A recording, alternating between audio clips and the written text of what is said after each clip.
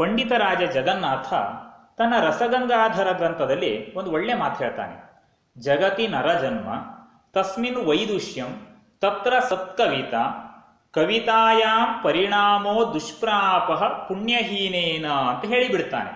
ಅಂದರೆ ಜಗತ್ತಿನಲ್ಲಿ ಮನುಷ್ಯ ಜನ್ಮ ಸಿಗುವಂಥದ್ದು ದುರ್ಲಭ, ಬಹಳ ಕಷ್ಟದಿಂದ ಸಿಗುವಂಥದ್ದು. ಅದರಲ್ಲೂ ಪಾಂಡಿತ್ಯ ಸಿಗುವುದು ಮತ್ತಷ್ಟು ಕಷ್ಟ. ಪಂಡಿತನಾದರೂ ಆಗಬಹುದು, ಆದರೆ ಕವಿತಾಶಕ್ತಿ ಸಿಗುವಂಥದ್ದು ಇದೆಯಲ್ಲ ಅದು ಮತ್ತಷ್ಟು ಕಷ್ಟ. ಕವಿತೆಯಲ್ಲಿ ಪರಿಣತಿ ಪಡೆಯುವಂಥದ್ದು ಪುಣ್ಯ ವಿಶೇಷ ಇದ್ದವರಿಗೆ ಮಾತ್ರ ಸಾಧ್ಯ. ಭಾಗ್ಯ ಇದ್ದರೆ ಮಾತ್ರ ಅವನಿಗೆ ಕವಿತಾ ಪರಿಣತಿ ಸಿಗ್ತದೆ ಅಂತ ಹೇಳಿ ಜಗನ್ನಾಥ ಪಂಡಿತ ಹೇಳ್ತಾನೆ. ಈ ಮಾತನ್ನು ನೋಡುವಾಗ, ನಮಗೆ ಪ್ರಾಚೀನ ಕವಿಗಳನ್ನು ಗಮನಿಸುವಾಗ ಇದು ಸತ್ಯ ಅಂತ ಅನ್ನಿಸ್ತದೆ. ವಾಲ್ಮೀಕಿ, ವ್ಯಾಸ, ಭಾಸ, ಕಾಳಿದಾಸ, ಬಾಣ ಮೊದಲಾದಂಥ ಕವಿಗಳು ಶ್ರೇಷ್ಠವಾದಂಥ ಗ್ರಂಥಗಳನ್ನು ಬರೆದು ಕಾವ್ಯಗಳನ್ನು ರಚಿಸಿ ಸೂರ್ಯ ಚಂದ್ರರಿರುವವರಿಗೆ ಶಾಶ್ವತವಾದಂಥ ಕೀರ್ತಿಯನ್ನು ಗಳಿಸಿದ್ದಾರೆ. ಹೇಗೆ ಪ್ರಾಚೀನ ಕವಿಗಳು ಸುರಭಾರತೀಯ ಸಂಸ್ಕೃತ ಭಾಷೆಯ ಸೇವೆಯನ್ನು ಮಾಡಿ ಜನ್ಮವನ್ನು ಸಾರ್ಥಕ ಮಾಡಿಕೊಂಡಿದ್ದಾರೋ, ಅದೇ ರೀತಿಯಲ್ಲಿ ಆಧುನಿಕ ಸಂಸ್ಕೃತ ಕವಿಗಳು ಕೂಡ ಜನ್ಮವನ್ನು ಸಾರ್ಥಕ ಮಾಡಿಕೊಂಡಿದ್ದಾರೆ. ಅಂತಹ ಶ್ರೇಷ್ಠರಾದಂತಹ ಆಧುನಿಕ ಕವಿಗಳಲ್ಲಿ ಡಾಕ್ಟರ್ ಸತ್ಯವ್ರತ ಶಾಸ್ತ್ರಿಯವರು ಕೂಡ ಒಬ್ಬರು.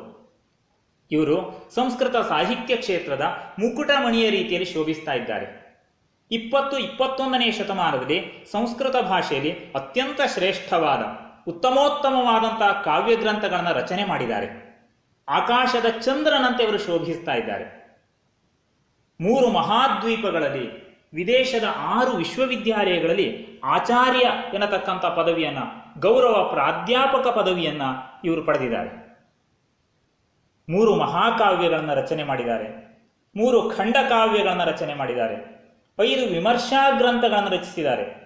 ಒಟ್ಟಿನಲ್ಲಿ 75ಕ್ಕಿಂತಲೂ ಅಧಿಕ ಗ್ರಂಥಗಳನ್ನ ಡಾಕ್ಟರ್ ಸತ್ಯವ್ರತ ಶಾಸ್ತ್ರಿಯವರು ಸಂಸ್ಕೃತ ವಾಂಗ್ಮಯ ಪ್ರಪಂಚಕ್ಕೆ ಕೊಟ್ಟಿದ್ದಾರೆ. ಇದು ಸಂಸ್ಕೃತ ಸಾಹಿತ್ಯ ಕ್ಷೇತ್ರದಲ್ಲಿ ಒಂದು ಹೊಸ ಇತಿಹಾಸ ಕೂಡ.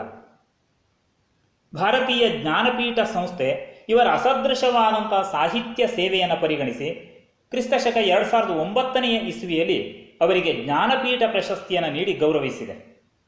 ಸಂಸ್ಕೃತ ಸಾಹಿತ್ಯ ಕ್ಷೇತ್ರದಲ್ಲಿ ಇದೇ ಮೊದಲ ಬಾರಿಗೆ ಈ ಸರ್ವಶ್ರೇಷ್ಠ ಪ್ರಶಸ್ತಿ ಡಾಕ್ಟರ್ ಸತ್ಯವ್ರತ ಶಾಸ್ತ್ರಿಯವರಿಗೆ ಸಿಕ್ಕಿದೆ. ಇದು ಸಂಸ್ಕೃತ ಸಾರಸ್ವತ ಲೋಕಕ್ಕೆ ಅತ್ಯಂತ ಸಂತೋಷದ ವಿಷಯ. ಪ್ರಪ್ರಥಮ ಬಾರಿಗೆ ಸಂಸ್ಕೃತದ ಕವಿಯೊಬ್ಬ ಭಾರತೀಯ ಜ್ಞಾನಪೀಠ ಪ್ರಶಸ್ತಿಯನ್ನು ಪಡೆದದಿದ್ದರೆ ಅದು ಡಾಕ್ಟರ್ ಸತ್ಯವ್ರತ ಶಾಸ್ತ್ರಿಯವರು. ಡಾಕ್ಟರ್ ಸತ್ಯವ್ರತ ಶಾಸ್ತ್ರಿಯವರ ಜನ್ಮ ಕ್ರಿಸ್ತಶಕ 1930ರಲ್ಲಿ ಸೆಪ್ಟೆಂಬರ್ ತಿಂಗಳ 29ನೇ ತಾರೀಕಿನಿಂದ ಆಯಿತು. ಇವರು ಹುಟ್ಟಿದ್ದು ಅವಿಭಜಿತ ಭಾರತದಲ್ಲಿ, ಆಗ ಭಾರತ ವಿಭಾಗ ಆಗಿರಲಿಲ್ಲ. ಅವಿಭಜಿತ ಭಾರತದ ಲಾಹೋರ್ನಲ್ಲಿ ಡಾಕ್ಟರ್ ಸತ್ಯವ್ರತ ಶಾಸ್ತ್ರಿಯವರ ಜನನ ಆಯಿತು. ಇವರ ತಂದೆಯ ಹೆಸರು ಚಾರುದೇವ ಶಾಸ್ತ್ರಿ ಅಂಥೇಳಿ, ತಾಯಿ ರಾಮರಖಿ ಅಂಥೇಳಿ. ಈ ದಂಪತಿಗಳಿಗೆ ಇವರು 2ನೇ ಮಗ. ಡಾಕ್ಟರ್ ಸತ್ಯವ್ರತ ಶಾಸ್ತ್ರಿ ಬಾಲ್ಯಕಾಲದಿಂದಲೂ ಕೂಡ ಸಂಸ್ಕೃತ ಪರಿಸರದಲ್ಲೇ ಬೆಳೆದವರು. ಇವರ ತಂದೆ ಚಾರುದೇವ ಶಾಸ್ತ್ರಿ ಬಹಳ ದೊಡ್ಡ ಮಹಾವೈಯಾಕರಣರು, ವ್ಯಾಕರಣ ಕ್ಷೇತ್ರದಲ್ಲಿ ಒಳ್ಳೆಯ ಪಾಂಡಿತ್ಯವನ್ನು ಪಡೆದವರು.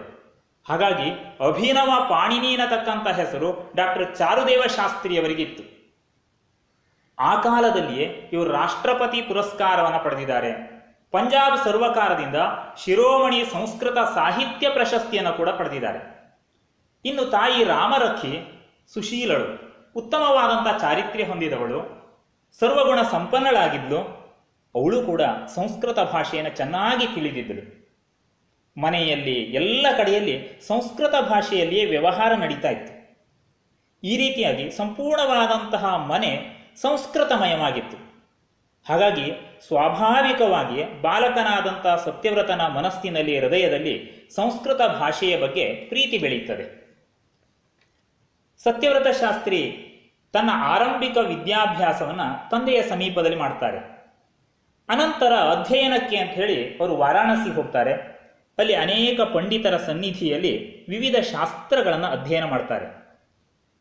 ಬಾಲ್ಯದಿಂದಲೇ ಅದ್ವಿತೀಯ ಪ್ರತಿಭಾ ಸಂಪನ್ನರು ಸತ್ಯವ್ರತ ಶಾಸ್ತ್ರಿಯವರು.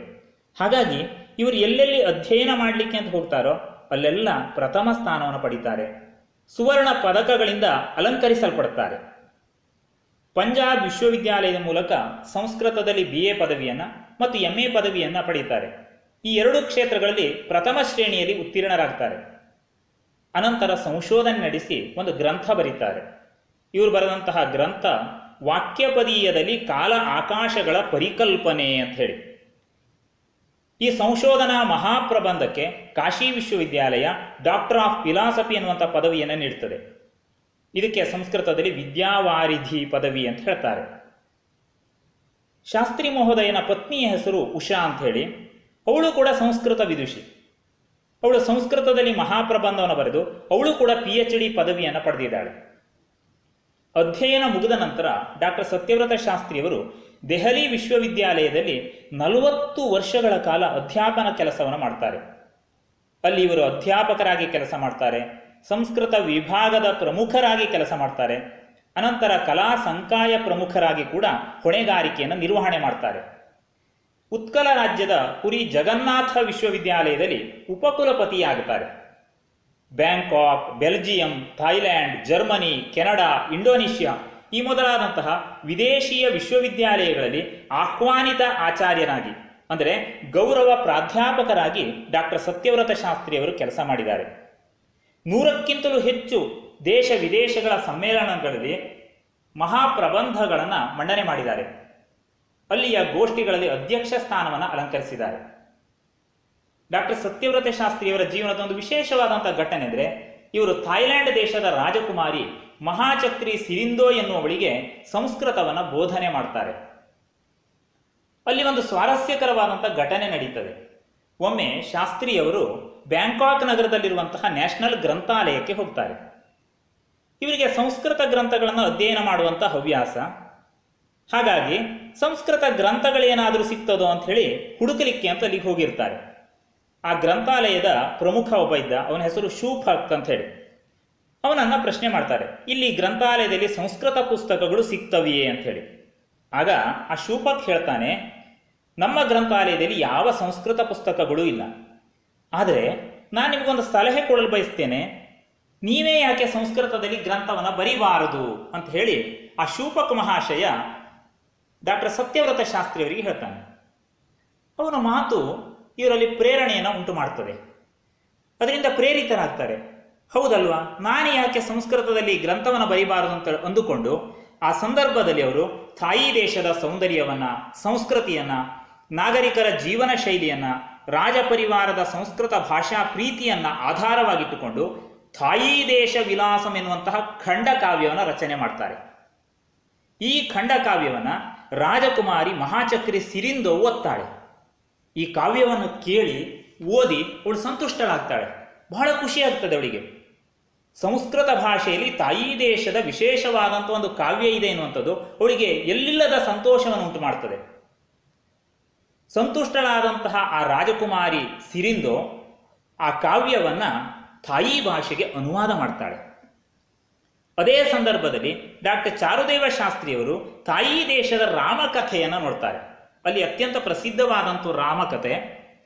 ಆ ರಾಮಕಥೆಯನ್ನು ಸಂಸ್ಕೃತ ಭಾಷೆಗೆ ಅನುವಾದ ಮಾಡಿ ರಾಮಕೀರ್ತಿ ಮಹಾಕಾವ್ಯವೆನ್ನತಕ್ಕಂಥ ಮಹಾಕಾವ್ಯವನ್ನು ರಚನೆ ಮಾಡ್ತಾರೆ.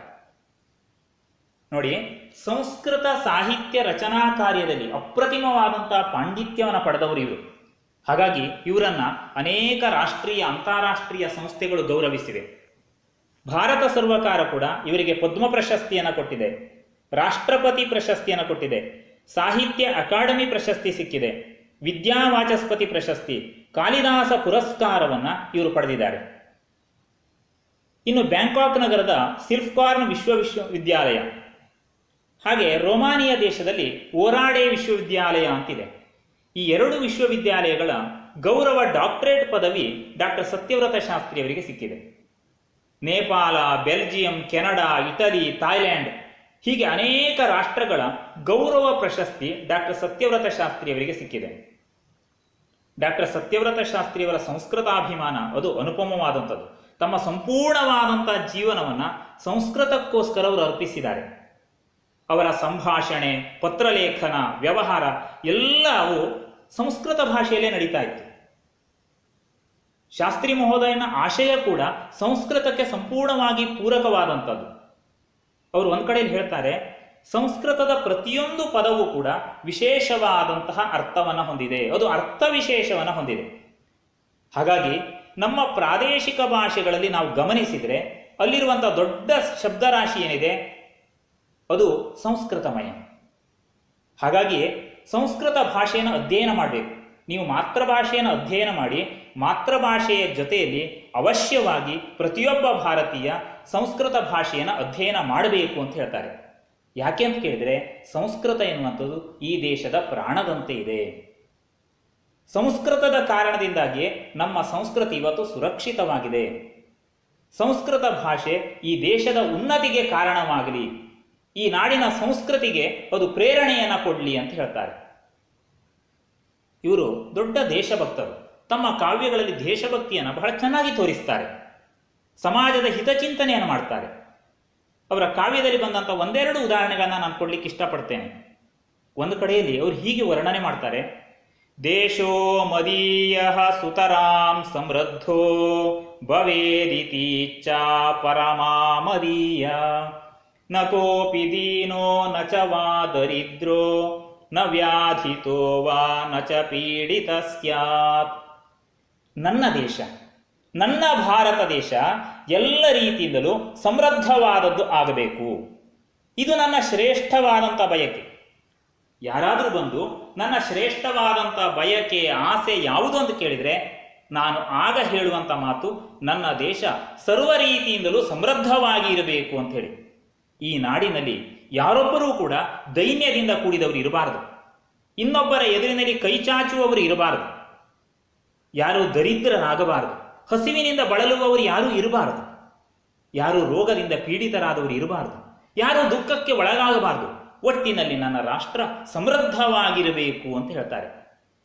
ಮಾತು ಮುಂದುವರಿಸಿ ಅವರು ಹೇಳ್ತಾರೆ: ಸರ್ವೇತ್ರ ಸಂಭೂಯ ಸುಖಂ ವಸಂತು ಪ್ರಿಯಂ ವದಂತು ಪ್ರಿಯಮಾಚರಂತು ನ ವಿಗ್ರಹೋ ವಾ ಕಲಹೋ ಭವೇದ್ವಾ ಸ್ಯಾದ್ ಭಾರತಂ ನಂದನ ತುಲ್ಯ ರೂಪಂ. ಅವ್ರು ಹೇಳುವ ಮಾತು ನೋಡಿ, ಸರ್ವೇ ಅತ್ರ ಸಂಭೂಯ ಸುಖಂ ವಸಂತು. ಈ ನನ್ನ ಭಾರತ ನಾಡಿನಲ್ಲಿ, ಈ ಭರತ ಖಂಡದಲ್ಲಿ ಎಲ್ಲರೂ ಕೂಡ ಒಂದಾಗಿ ಒಗ್ಗಟ್ಟಿನಿಂದ ಸುಖವಾಗಿ ಬದುಕಲಿ, ಎಲ್ಲರೂ ಪ್ರಿಯವಾದಂಥ ಹಿತವಾದ ಮಾತುಗಳನ್ನೇ ಆಡಲಿ, ಉತ್ತಮವಾದದ್ದನ್ನೇ ಇವರೆಲ್ಲ ಆಚರಣೆ ಮಾಡಲಿ. ಇಲ್ಲಿ ಯಾವತ್ತೂ ಕೂಡ ನ ವಿಗ್ರಹ, ಯುದ್ಧ ಆಗುವುದು ಬೇಡ, ನ ಕಲಹ, ಜಗಳವಾಗುವುದು ಬೇಡ. ಹಾಗಾದ್ರೆ ನನ್ನ ರಾಷ್ಟ್ರ ಹೇಗಿರಬೇಕು? ಅವ್ರು ಹೇಳ್ತಾರೆ: ಭಾರತಂ ನಂದನ ತುಲ್ಯ ರೂಪಂ. ನನ್ನ ಭಾರತ ಎನ್ನುವಂಥದ್ದು ಸ್ವರ್ಗದ ನಂದನವನಕ್ಕೆ ಸಮಾನವಾಗಿ ಶೋಭಿಸ್ತಾ ಇರಬೇಕು. ರಾಷ್ಟ್ರದ ಬಗ್ಗೆ ಅಂತಹ ಅಭಿಮಾನ, ಸಂಸ್ಕೃತದ ಬಗ್ಗೆಯೂ ಕೂಡ ಅಷ್ಟೇ ಅಭಿಮಾನ. ಹಾಗಾಗಿ ತಮ್ಮ ರಾಷ್ಟ್ರಾಭಿಮಾನವನ್ನು ಸಂಸ್ಕೃತ ಭಾಷೆಯ ಮೂಲಕ ಅವರು ವ್ಯಕ್ತಪಡಿಸಿದ್ದಾರೆ. ಆಗಲೇ ಹೇಳಿದೆ ನಾನು, 75ಕ್ಕಿಂತಲೂ ಹೆಚ್ಚು ಕೃತಿಗಳನ್ನು ಡಾಕ್ಟರ್ ಸತ್ಯವ್ರತ ಶಾಸ್ತ್ರಿಯವರು ಬರೆದಿದ್ದಾರೆ ಅಂತ ಹೇಳಿ. ಕೆಲವು ಕೃತಿಗಳನ್ನು ನಾನು ಉಲ್ಲೇಖ ಮಾಡಲಿಕ್ಕೆ ಇಷ್ಟಪಡ್ತೇನೆ. ಬೃಹತ್ತರ ಭಾರತಂ, ವೈದಿಕ ವ್ಯಾಕರಣಂ, ಪತ್ರಕಾವ್ಯಂ, ಎಸ್ಸೆಸ್ ಆಫ್ ಇಂಡಾಲಜಿ, ಸುಭಾಷಿತ ಸಾಹಸ್ರಿ, ಪ್ರಬಂಧ ಕಾವ್ಯಂ, ಚಾಣಕ್ಯ ನೀತಿ, ಇದೆಲ್ಲ ಡಾಕ್ಟರ್ ಸತ್ಯವ್ರತ ಶಾಸ್ತ್ರಿಯವರ ಕೃತಿಗಳು. ಅವರೊಂದು ಡೈರಿ ಬರೆದಿದ್ದಾರೆ. ಆ ಡೈರಿಯ ಹೆಸರು ಕೂಡ ಚೆನ್ನಾಗಿದೆ, ದಿನೇ ದಿನೇ ಯಾತಿ ಮದೀಯ ಜೀವಿತಂ ಅಂತ ಬರೀತಾರೆ. 3 ಮಹಾಕಾವ್ಯಗಳನ್ನು ಬರೆದಿದ್ದಾರೆ ಅಂತ ನಾನು ಹೇಳಿದೆ. ಬೋಧಿಸತ್ವ ಚರಿತಂ ಅಂತ ಹೇಳಿ ಒಂದು, ಇನ್ನೊಂದು ಇಂದಿರಾ ಗಾಂಧಿ ಚರಿತಂ ಅಂತ ಹೇಳಿ, ಮತ್ತೊಂದು ಶ್ರೀರಾಮಕೀರ್ತಿ ಮಹಾಕಾವ್ಯಂ ಅಂತ ಹೇಳಿ. ಹೀಗೆ 3 ಮಹಾಕಾವ್ಯಗಳ ರಚನೆಯನ್ನು ಇವರು ಮಾಡಿದ್ದಾರೆ. ಶ್ರೀ ಗುರುಗೋವಿಂದ ಚರಿತಂ, ಶರ್ಮಣ್ಯ ದೇಶ ಸುತರಾಂ ವಿಭಾತಿ, ಥಾಯಿ ದೇಶ ವಿಲಾಸಂ ಎನ್ನತಕ್ಕಂತಹ 3 ಖಂಡ ಕಾವ್ಯಗಳನ್ನು ಇವರು ರಚನೆ ಮಾಡಿದ್ದಾರೆ. 1968ನೇ ಇಸ್ವಿಯಲ್ಲಿಯೇ ಇವರಿಗೆ ಸಾಹಿತ್ಯ ಅಕಾಡೆಮಿ ಪುರಸ್ಕಾರ ಸಿಕ್ಕಿದೆ. 1995ರಲ್ಲಿ ಕೆ ಬಿರ್ಲಾ ಫೌಂಡೇಶನ್ನವರು ಇವರಿಗೆ ವಾಚಸ್ಪತಿ ಪುರಸ್ಕಾರವನ್ನು ನೀಡಿ ಗೌರವಿಸಿದ್ದಾರೆ. ಸಂಸ್ಕೃತದಲ್ಲಿ ಅತ್ಯಂತ ಶ್ರೇಷ್ಠವಾದಂಥ ಒಂದು ಪದವಿ ಅಂದರೆ ಅದು ಮಹಾಮಹೋಪಾಧ್ಯಾಯ ಪದವಿ. 1999ರಲ್ಲಿ ತಿರುಪತಿಯ ರಾಷ್ಟ್ರೀಯ ಸಂಸ್ಕೃತ ವಿದ್ಯಾಪೀಠ ಇವರಿಗೆ ಮಹಾಮಹೋಪಾಧ್ಯಾಯ ಎನ್ನುವ ಪುರಸ್ಕಾರವನ್ನು ನೀಡಿ ಗೌರವಿಸಿದೆ. 2010ನೇ ಇಸ್ವಿಯಲ್ಲಿ ಇವರು ಪದ್ಮಭೂಷಣ ಪುರಸ್ಕಾರವನ್ನು ಪಡೆದಿದ್ದಾರೆ. ಅದೇ ರೀತಿಯಲ್ಲಿ ರಾಷ್ಟ್ರೀಯ ಮತ್ತು ಅಂತಾರಾಷ್ಟ್ರೀಯ ಮಟ್ಟದ ಸಾಕಷ್ಟು ಪ್ರಶಸ್ತಿಗಳು ಇವರಿಗೆ ಒಲಿದು ಬಂದಿವೆ. ಡಾಕ್ಟರ್ ಸತ್ಯವ್ರತ ಶಾಸ್ತ್ರಿಯವರು ಶಿಷ್ಟಾಚಾರ ಸಂಪನ್ನರವರು. ಪಾಂಡಿತ್ಯದಿಂದ ಶೋಭಿಸ್ತಾ ಇದ್ದರು. ಸುರಭಾರತೀಯ ಸೇವೆಯನ್ನು, ಸಂಸ್ಕೃತ ಭಾಷೆಯ ಸೇವೆಯನ್ನು ಸದಾಕಾಲ ಮಾಡ್ತಾ ಬಂದಿದ್ದಾರೆ.